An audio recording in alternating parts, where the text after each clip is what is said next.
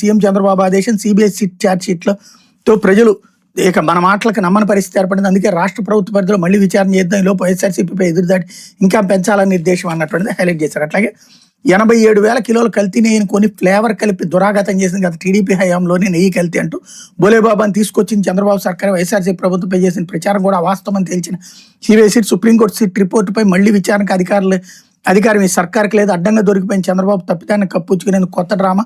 CM Chandrababu నీచ రాజకీయాలను ఎండగట్టిన బోమన అన్నటువంటి వార్తని హైలైట్ చేశారు. పవిత్ర తిరుమల లడ్డు ప్రసాదం కల్తీ నెయ్యి వాడింది గత చంద్రబాబు ప్రభుత్వ హయాంలో నేను వైఎస్ఆర్సీపీ నేత టీటీడీ మాజీ చైర్మన్ భువన కరుణాకర్ రెడ్డి స్పష్టం చేశారు. కల్తీ నెయ్యితో చేసిన లడ్డూలకి మంచి వాసన వచ్చేందుకు నెయ్యి ఫ్లేవర్ వాడారని దుయ్యబట్టారు. చంద్రబాబు సీఎంగా ఉన్న 2018 ఆగస్టు 27 టీటీడీ ప్రొక్యూర్మెంట్ విభాగం 87,000 కేజీల నెయ్యిని కొన్నదని, నెయ్యికి ఆ వాసన తీసుకొచ్చేందుకు ఆవు నెయ్యి ఫ్లేవర్ కొన్నారని విమర్శించారు. ఆ రోజు చంద్రబాబు సర్కార్ వాడిన నెయ్యి కల్తీ కాబట్టి వాసన రాలేదని, అందుకే ఏకంగా 3.37 కోట్లు ఖర్చు పెట్టి ఫ్లేవర్ కలిపారని బొమ్మను దుయ్యబట్టారు. బోలేబాబా డైరీని తీసుకొచ్చిన అలీబాబా కూడా చంద్రబాబు నేను గుర్తు చేశారు.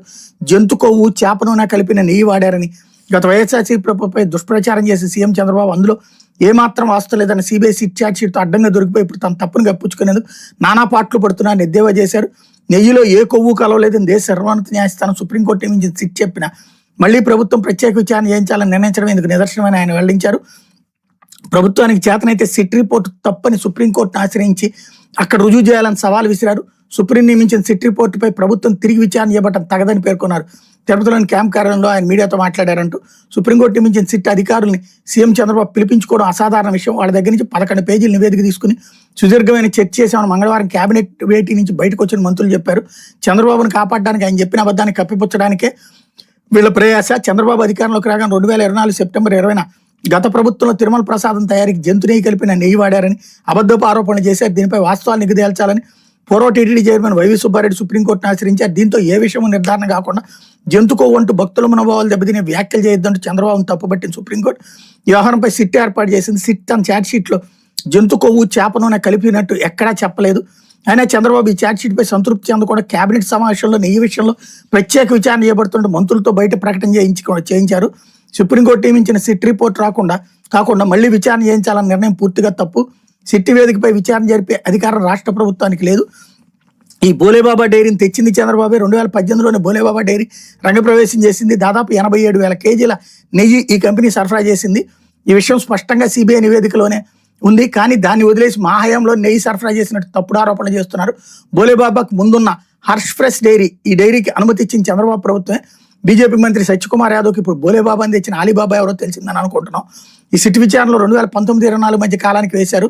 ఇందులో నిందితులుగా పేర్కొన్న ప్రీమియర్ డైరీ 2013 నుంచి 24 వరకు నెయ్యిని అనేక మార్లు టెండర్లో పాల్గొని సరఫరా చేసింది.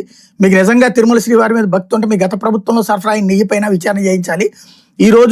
ఆ రోజు 90% పైగా నెయ్యి సరఫరా చేసిన డైరీయే మా హయాంలోనూ సరఫరా చేసిందన్న విషయం మీకు గుర్తు చేస్తున్నాం. విభజిత రాష్ట్రంలో చంద్రబాబు సీఎంగా ఉన్నప్పుడు 2018 ఆగస్టు 27న టీటీడీ ప్రొక్యూర్మెంట్ విభాగం 87,000 కేజీల నెయ్యిని కొన్నది. నెయ్యికి ఆ వాసన తీసుకొచ్చేందుకు ఆవు నెయ్యి ఫ్లేవర్ను కొన్నారు. ఇప్పుడు అనిల్ కుమార్ సింఘాల్ దోషి అంటున్నారు. సిట్ ఏర్పాటు చేశాక జంతు కొవ్వు అంటూ విమర్శలు చేసిన మీరు ఆయన రెండోసారి ఎందుకు ఈవోగా నియమించారు? చంద్రబాబు, పవన్ కళ్యాణ్ పదే నెయ్యిపై దుష్ప్రచారం చేశారు. అందులో నిజం లేదని తెలిపోయింది. అయినా ప్రభుత్వం ప్రతిపక్షంపై ఎదురుదాడి చేస్తుంది. చంద్రబాబు జంతు కొవ్వు కలిపారని చెప్పి 4 ట్యాంకర్లో నెయ్యిని శ్యామలరావు ఈవోగా మీరు సీఎంగా ఉండగానే లడ్డూల్లో వాడారని సిబిఐ తన నివేదికలో చెప్పింది. ఇప్పుడు చెప్పండి, దొంగలెవరో దోషులెవరో? మా హయాంలో నాణ్యత లేని 18 నెయ్యి ట్యాంకర్లను మేము వెనక్కి పంపిన సందర్భాల్లోనే మేము తప్పు చేయలేదు, అందుకే గట్టిగా నిలబడ్డామంటూ తిరుమల లడ్డూ ప్రసాదంపై విష ప్రచారం కోసం చంద్రబాబు ప్రభుత్వం బరి తెగిస్తోందని మండిపడ్డారు. ఈ మేరకు మంగళవారం ఆయన ప్రకటన విడుదల చేశారు. తిరుమల క్షేత్రంలో రెడ్ బుక్ బాధలు తప్పడం లేదని, టీటీడీ అర్చకులు, పోర్టులోని కార్మికులపైన తెలుగుదేశం కూటమి సర్కార్ రెడ్ బుక్ రాజ్యాంగాన్ని ప్రయోగిస్తోందని ధ్వజమెత్తారు. తాము చెప్పినట్టు గత ప్రభుత్వం గత టీటీడీ పాలక మండలిపై విమర్శలు చేస్తూ ప్రకటన చేయాలని వేధింపులు, ఒత్తిళ్లు తెస్తున్నారని దుయ్యబట్టారు. గత టీటీడీ బోర్డు కాలంలో లడ్డూ ప్రసాదం తయారు చేసినప్పుడు దుర్వాసన వచ్చేదని, లడ్డూ కూడా వాసన వచ్చేదని చెప్పాలంటూ ఒత్తిడి చేస్తున్నారని ఆవేదన వ్యక్తం చేశారు. తాము చెప్పినట్టు చేయకపోతే కష్టాలు తప్పని హెచ్చరికలు జారీ చేస్తున్నారని, దీంతో అర్చకులు, పోటు కార్మికులు కన్నీరు మున్నీరు అవుతున్నారని, తాము అలాంటి ప్రకటన చేసి పాపం మూటగట్టుకోలేమని లోన మదన పడుతున్నారు భువన ఆవేదన వ్యక్తం చేశారు. చంద్రబాబు సర్కార్ దురాగతాలకు అంతు లేకుండా పోతుందని భువన విమర్శించారు. ఇలాంటి పాపాలు చేసే వాళ్ళని ఎట్టి పరిస్థితులను భగవంతుడు క్షమించడానికి హెచ్చరించారన్నటువంటి వార్తని హైలైట్ చేశారు. లేకపోతే